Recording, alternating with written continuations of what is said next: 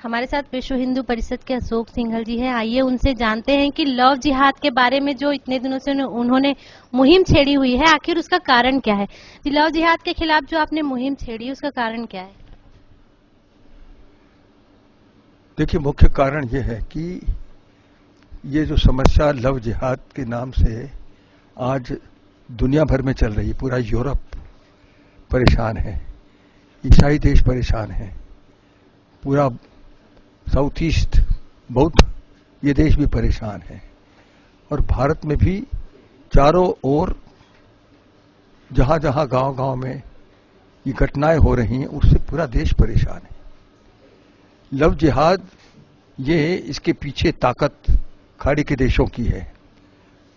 भारी मात्रा में पैसा आता है, मोटरसाइकिलें दी जाती है, और लड़कियों को फंसाने के लिए बड़े बड़े परिवार में उनको इसके लिए इनाम दिया जाता है, और इनाम भी फिक्स किए गए हैं कि तुम किस श्रेणी के व्यक्ति को लाओगे तो इतना इनाम होगा।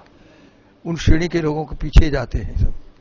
एक बहुत बड़ा ये एक कॉन्स्पिरेसी पूरे देश में चली है, और गांव-गांव इससे परेशान है।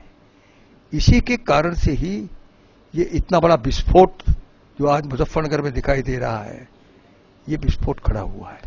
मुजफ्फरनगर की घटना को आप मानते हैं कि लव जिहादियों के कारण और उन्हीं के उसके परिणाम स्वरूप हुआ?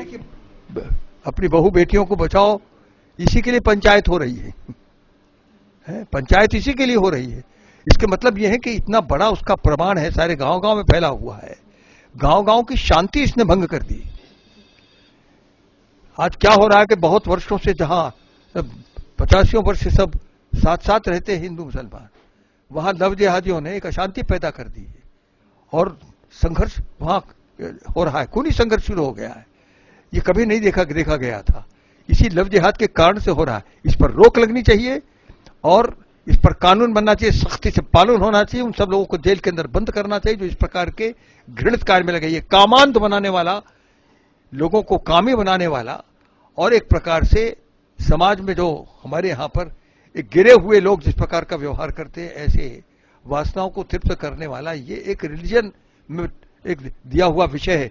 मैं नहीं मानता कि जो हमारे यहां पर स्ट्रिक्टली जो मजहबी लोग हैं इस्लाम में, वो इस प्रकार का सहारा उसको देंगे, मैं नहीं मानता हूं।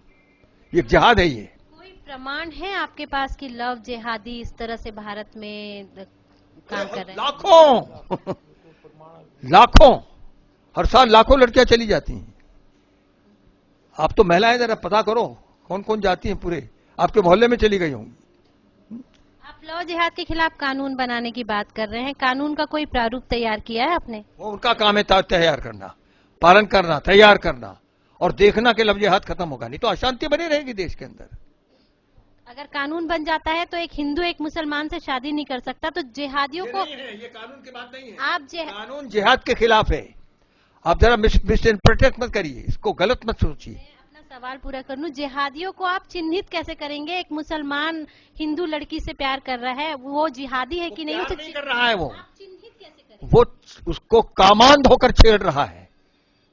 कामांध होकर छेड़ना ये प्यार नहीं होता है, ये कामी पुरुष आंखों से दिखाई देता है।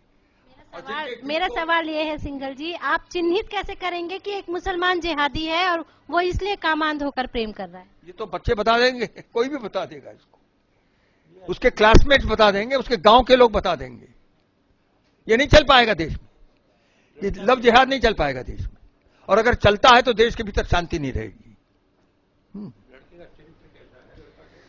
ये थे अशोक सिंघल जो कह रहे थे कि लव जिहाद के खिलाफ कानून बनना चाहिए और लव जिहादियों को चिन्हित करना चाहिए। जब तक ये चिन्हित नहीं होंगे, भारत की बहू बेटियां सुरक्षित नहीं हैं। कैमरा पर्सन मुकेश कुमार के साथ नीलम शुक्ला, TSN न्यूज, दिल्ली।